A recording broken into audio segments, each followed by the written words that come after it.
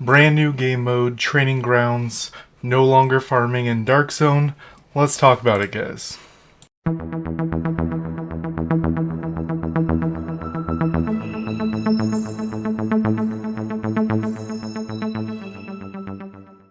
Alright, so right here we got training grounds. And I want to start off by telling you guys, ignore the top 3 right here. First we have a level 25 zone, level 50, level 75, and level 100. When you go into these zones, there are several level groups of enemies, and by killing that level group, you'll be getting their drops.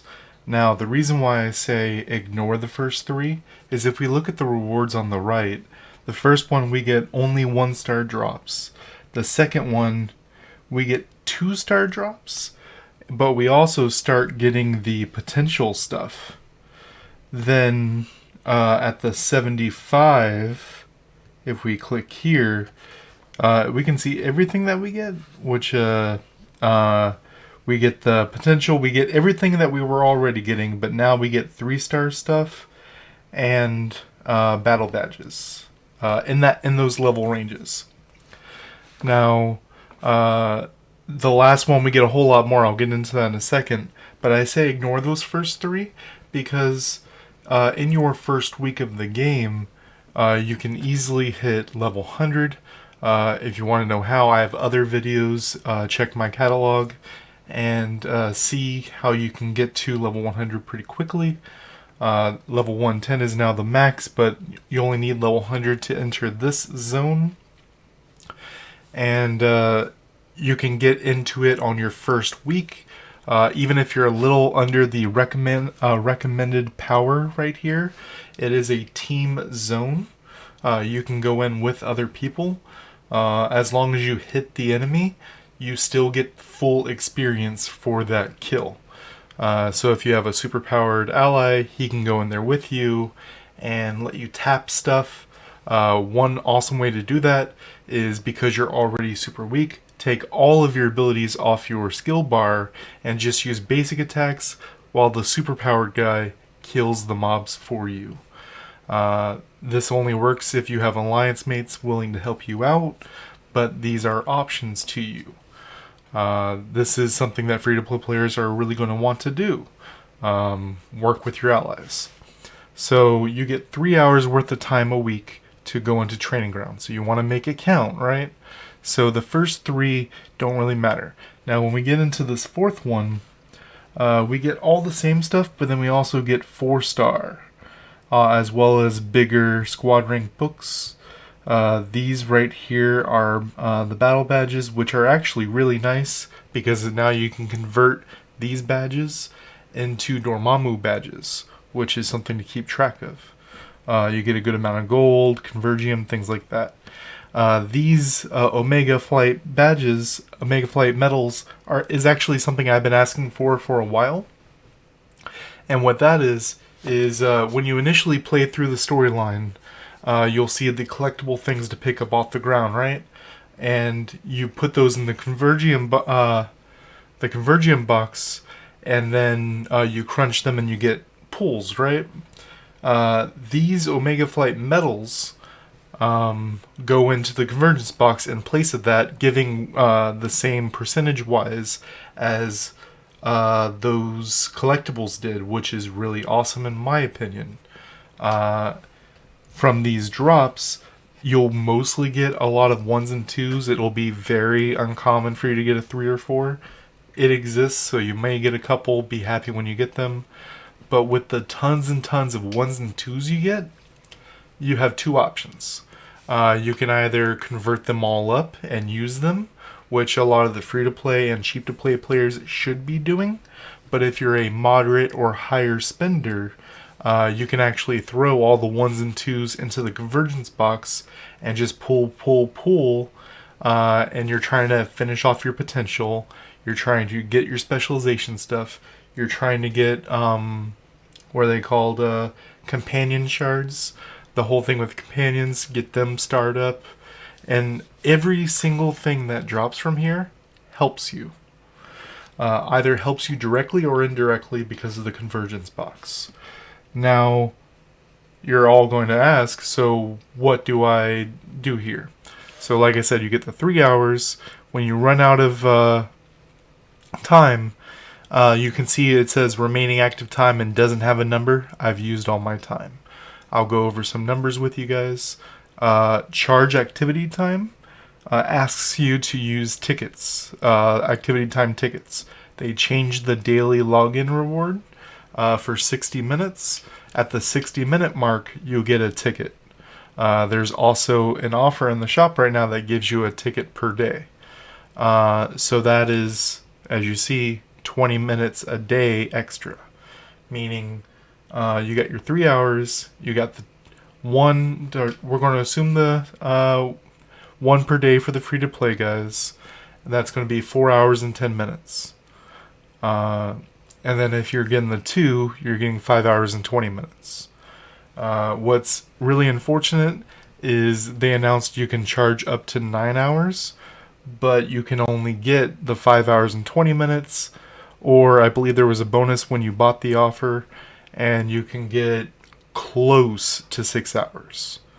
Also, the ticket bundle comes with a box every day that has a chance of dropping one of these tickets. So you can probably hit 6 hours if you buy the offer, which is a lot because I'm going to show you guys rewards and what can be done in this mode. Alright, so if we take a look right here, this is my usage today, which is my 20 minutes. You can see I could, this is me on auto. I probably could have gotten 14 or 15 million XP if I actually played. You can see I got 120k gold, a bunch of potential, like 4 or 5 for everybody, and some other items. There's a couple strategies in here. You can either choose if you want to farm XP or farm items. And depending on what you want is where you're going to farm. So if we take a look right now, this is an ideal middle of the ground spot. If you just want to AFK farm and you just want some XP, some items, this is your go-to spot. There will be an overhanging rock. There's a elite minion. You'll notice it because it has a name that's different. Its health bar is a little bit different than everything else. You know what elites look like from farming in the Dark Zone the last couple weeks. There's 3 elite spawns in the area. Where you see me right there is where one is off the top. And what's interesting about these elite spawn points in here, we don't have all the practice in the area, but these elite spawn points are the actual spot that you kill them at, or one of 2 spots right there. Now, I'm going to show you another screenshot in a minute about a bigger player who was over 1 million power when he went in. He physically played on manual the whole 3 hours. He used the optimal AoE skills. He had an AoE companion, and just every time he clicked a button, something died. I understand your guys on your ults won't be that strong, but I'm going to show you what is possible if you're farming this spawn point, as well as there's 2 other elite spawn points right by it. You want to be going between this overhead rock and this space shuttle in the ground. You're kind of just going back, forth, back, forth, back, forth, and this is what can be accomplished if you go in with the power. Alright, so if we take a look right here, this is a buddy of mine, Bulba Squad, really powerful magic player. Shout out, buddy, you do a great job. And as you can see, he's level 110. He went in with his 1.1 million power. He does have right about 240 squad rank, which, as we all know, is ridiculous. But him hitting level 110, he did that without, as you know, You can't go into the Dark Zone until 7 p.m. EST now because they're time gating Dark Zone. He was unable to get into Dark Zone to continue the story, so he decided he was going to sit down and play the 3 hours. He hit this level 110 in that farming spot with his 3 hours without using any tickets. Now, I'm also going to talk about, I'm sorry I don't have the screenshot of this, but there is work. I recommend right now, until I get more information for you guys, to just farm that spot that I told you about.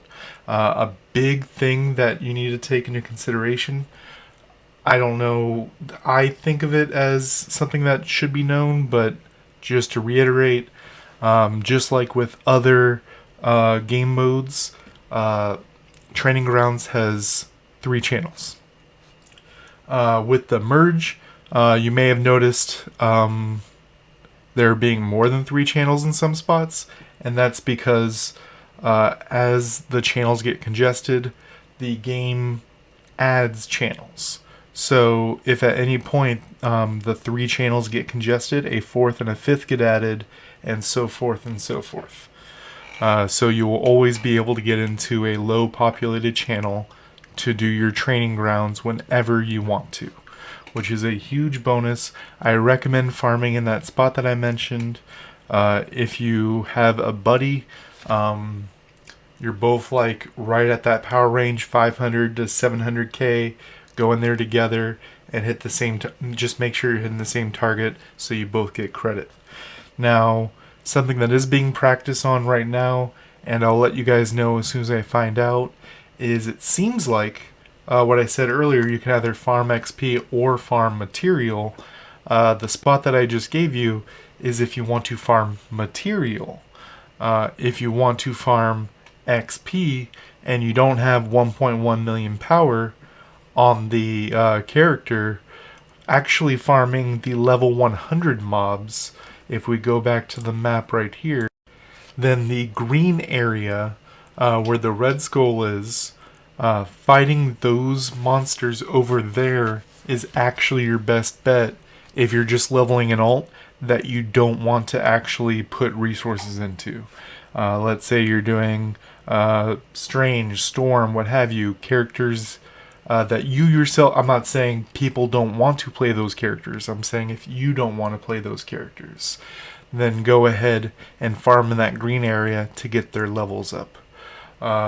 The green area is level 100, the blue area is 105, and the red area is 110. On the left hand side, right here, is covering, right here we have the target list, which if you know what to go after, you can click it and go there.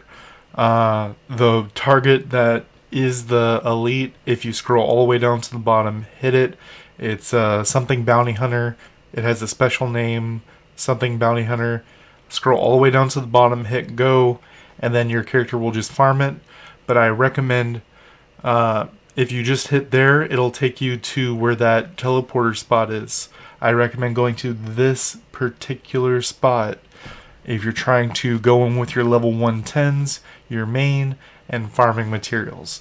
And you should do really well. Till next time, guys.